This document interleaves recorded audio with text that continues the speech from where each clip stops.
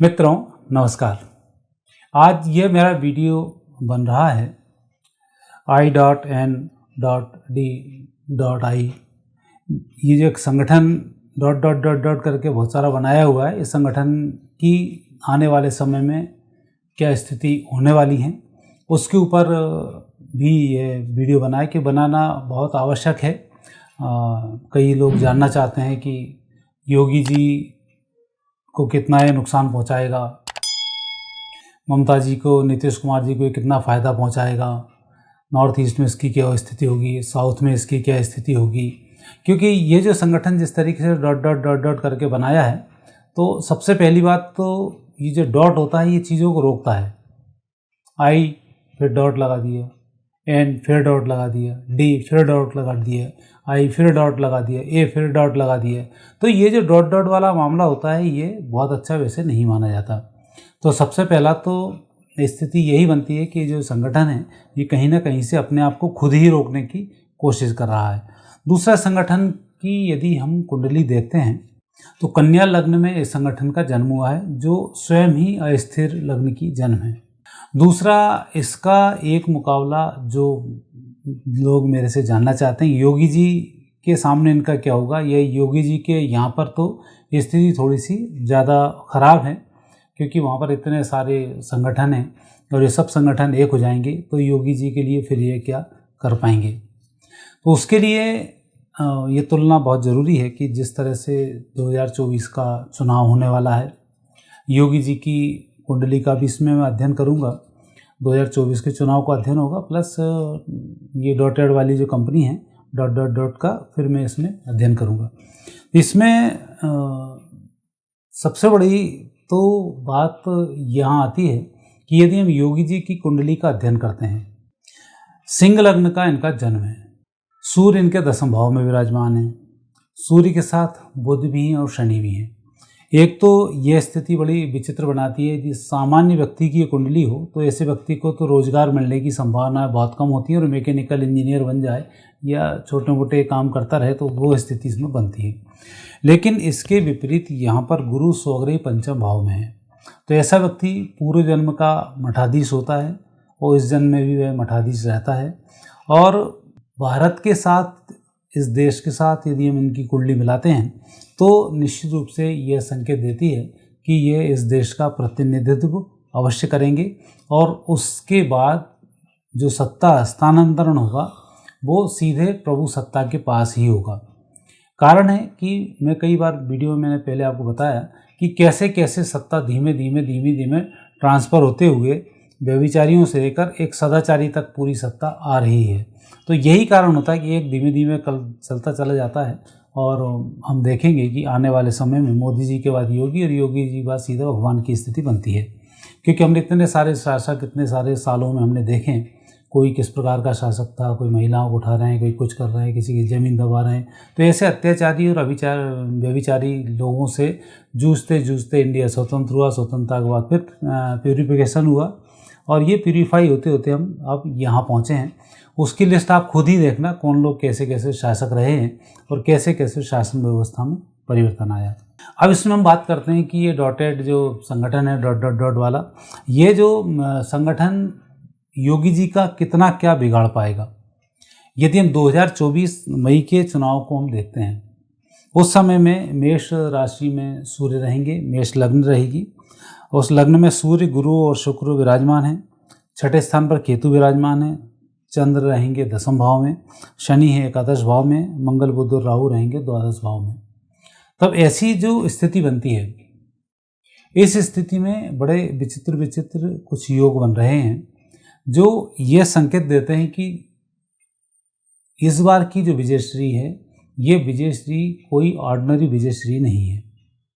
और इस बार का जो लोगों का निर्णायक वोट है वो भी बहुत ज़बरदस्त तरीके से देश की स्वतंत्रता के लिए, देश के लिए पढ़ने वाला है और देश उसके माध्यम से फिर सनातन संस्कृति को फैलाने वाला है।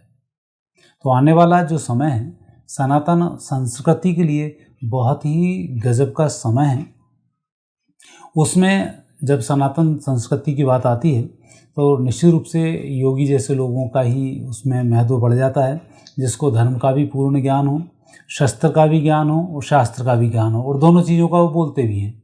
और तीसरा, राम राज्य की परिकल्पना भी उसके दिमाग में हो, सर्वे भवन्तु सुखिनः की परिकल्पना भी दिमाग में हो। ऐसा नहीं है कि मोदी जी में ये सब गुण नहीं है, लेकिन लोगों ने प्रश्न पूछा योगी जी के प्रदेश में इसका क्या होगा। इस बात पर हम इस को बना रहें तो यहाँ पर स्थिति यह बनती है कि ये जो बेरोजगारी, खुद की बेरोजगारी, बच्चों का, जो मिलाकर इन्होंने एक संगठन बनाया है कि अपने परिवार की बेरोजगारी कैसे दूर हो, उसके लिए फिर ये देश में आए और आने के बाद अपनी बेरोजगारियों को ये दूर करें। तो ये जो डॉटेड संगठन है, ये संगठन जब टकराएगा योगी से, तब स्थिति इनकी क्या होने वाली है। तो वहाँ पर यदि हम इनके गठबंधनों की बात करें, जो अखिलेश जी आएंगे, मायावती जी आएंगी, या मायावती हो सकता है इनके साथ भी आ जाए, उनके साथ भी आ जाए, कोई उस समय की स्थिति पर निर्भर करता है कि नवंबर के बाद समीकरण बहुत तेज़ी से चेंज होंगे, क्योंकि अभी तो देश में अराजकताओं का समय चलेगा नवंबर दिसंबर तक। क्योंकि स्थिति ये बनी दिसंबर के बाद यदि अराजकताएँ फैली तो इन डॉटेड कंपनी को इतना बुरा नुकसान होगा कि कभी सोच भी नहीं पाएंगे। तो वहाँ पर फिर स्थिति ये संभालेंगे, और बुरे समय में जो पूरे साल दंगे हुए हैं, इनकी बात पूरे चुनाव तक करते रहेंगे।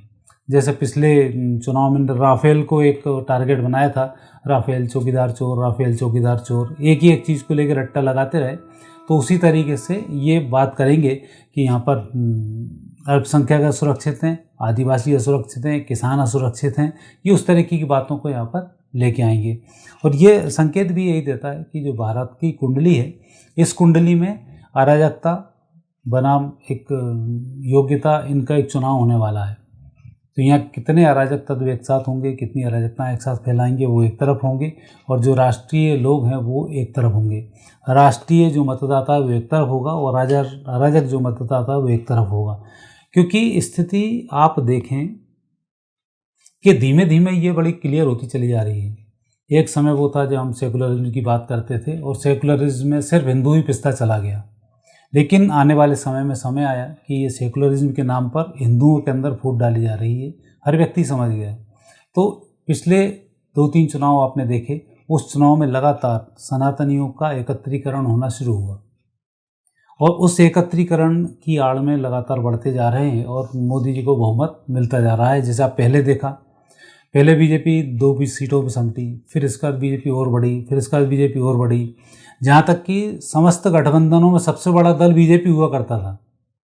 उस समय में भी सब लोगों ने यही कहा कि जनता ने वोट जो दिया है वो गठबंधन के लिए दिया है, बीजेपी के लिए नहीं दिया है, इसलिए बीजेपी विपक्ष में बैठेगी।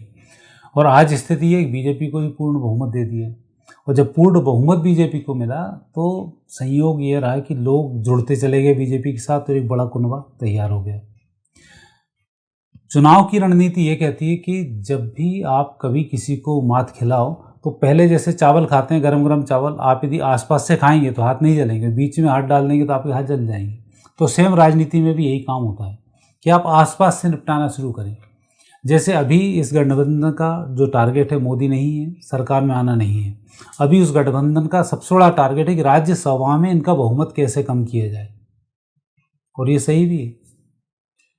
जिस तरह से मध्य प्रदेश है, छत्तीसगढ़ है, राजस्थान है, हरियाणा है, और ये हिमाचल प्रदेश है, इन तमाम प्रदेशों में जहाँ एक सत्ता बीजेपी की हुआ करती थी, उसमें कहीं ना कहीं सेंध लगाकर राज्यसभा के बहुमत को इन्होंने धीमे धीमे रोका। और बीजेपी उस चीज़ को बहुत अपने अहंकार में उन लोगों को बल देती गई जिनके कारण आप चुनाव हार रहे थे, जबकि यहाँ बीजेपी का कोई नेगेटिव रोल नहीं था, जनता बीजेपी के पक्ष में थी। परंतु जिन लोगों पर बीजेपी ने भरोसा किया वो लोग जनता के भरोसे के लायक नहीं थे, वो अब भी हो रहा है। तो ऐसे समय में इन्होंने राज्यसभा की छुट्टी करना शुरू की ताकि कोई भी ये अपना एजेंडा पास राज्यसभा में ना करा सकें। तो एक स्थिति तो यहाँ यह बनती है। तो उसमें मुझे दिखता है कि ये सफल होते हुए दिखाई दे रहे हैं, क्योंकि बीजेपी का मूड अभी उस तरफ है नहीं कि हम राज्यसभा में बहुमत बनाएं। वो तो एक मोदी का रट लगा के उस प्रकरण पर ये चल रहे हैं। ऐसी स्थिति में अभी होगा ये कि योगी तो अपने कर्म क्षेत्रों में पूर्ण रूप से सफल होंगे। कारण है कि योगी की जो कुंडली, इसके 6ठे स्थान पर शत्रुअंता योग बनता है, और जो जबरदस्त शत्रुअंता योग बनता है, छोटा मोटा नहीं है, वह मंगल से भी वह दृष्ट है। वहाँ का जो स्वामी है शनि, वो भी 10वें भाव में है, ये भी संकेत देता है। केतु राहु इन स्थानों पर भ्रष्ट हैं, केतु द्वादश भाव में है, तो ये व्यक्ति देवलोक का व्यक्ति है, तो देवलोक के व्यक्ति को तो वैसे ही हराना मुश्किल जाता है। जब देवलोक के जो 2 द्वारपाल थे, उन 2 द्वारपालों ने ही रावण और कुंभकर्ण के रूप में अवतार लेकर सारे देवताओं को हरा दिया, तो ये तो देवलोक का देवता ही है, इसको हराना तो किसी के बस की बात है नहीं।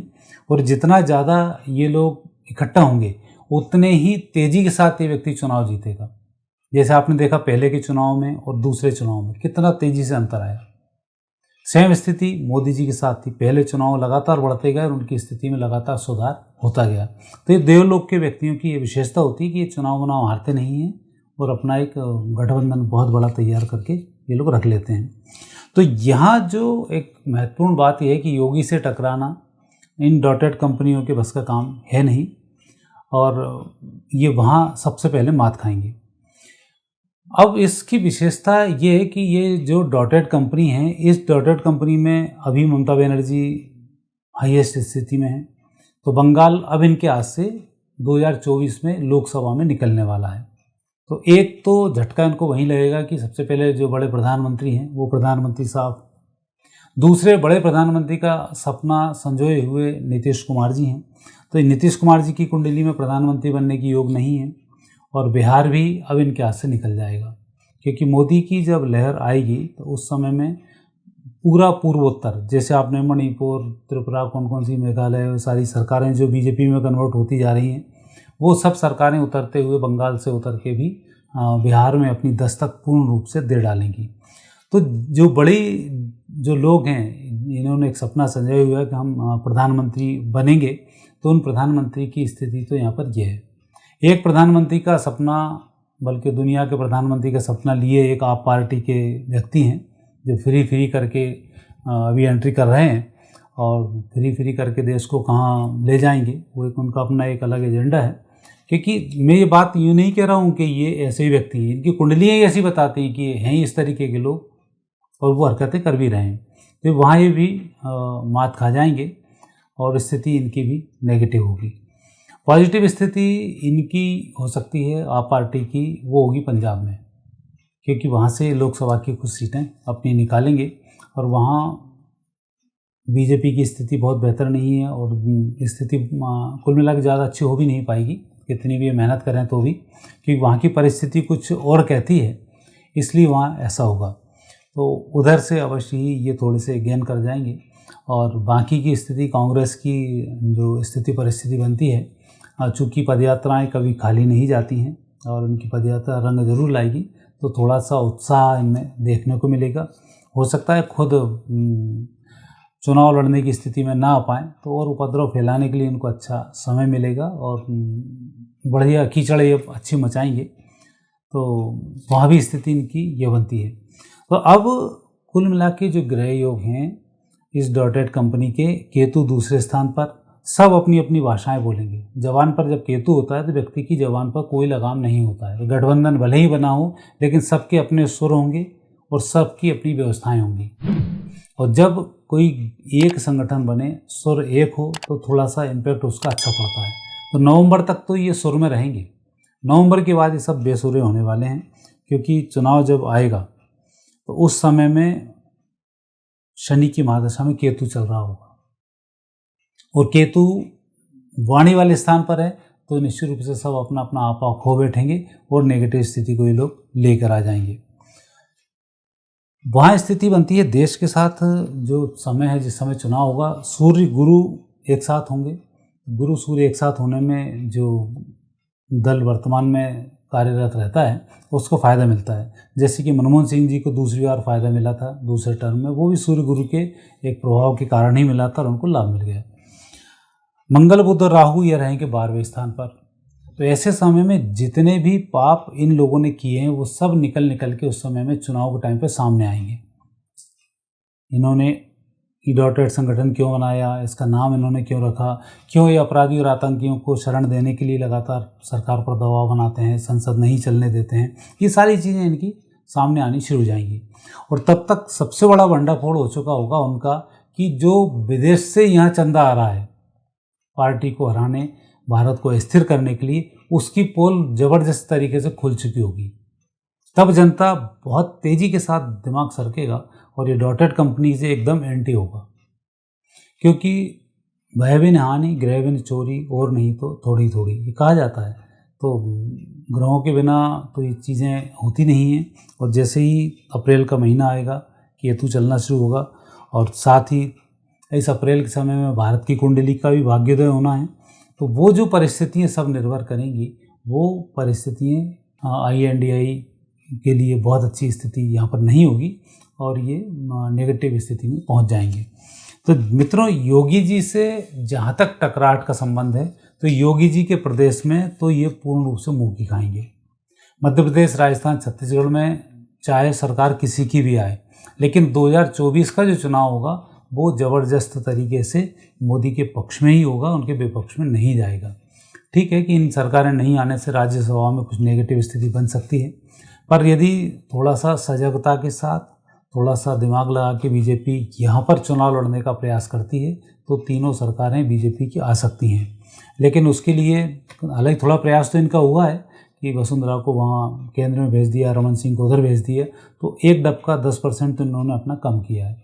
और हमारे यहाँ जो विराजमान हैं, इनको जो शरण दी है, वो मुझे दिखता है कहीं ना कहीं इनको ले न डूबे, बहुत बड़ी शंका की स्थितियाँ बनती है।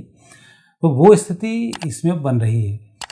बात हम लोकसभा की करेंगे तो लोकसभा में निश्चित रूप से योगी जी बहुत अच्छी स्थिति को प्राप्त हो रहे हैं और योगी जी के माध्यम से इस संगठन की बहुत बुरी हवा निकलने वाली है और ये डॉटेड संगठन सफल नहीं होने वाला है। मित्रों, ये प्रोग्राम आपको कैसा लगा कमेंट्स अवश्य करें। आप क्या जानना चाहते हैं इसकी जानकारी भी दें, और यदि आपको प्रोग्राम अच्छा लगता है तो सब्सक्राइब करना चैनल को नहीं भूलें। फिर आगे नए विषय के साथ आपसे भेंट होगी, तब तक आज्ञा दीजिए। नमस्कार।